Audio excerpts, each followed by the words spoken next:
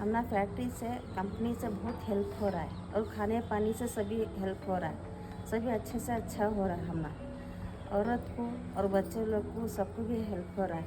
ये अब हमारा चश्मा देखो ही बत्ती गिनने नहीं वो बहुत बत्ती को मंग किसी का दिखता था।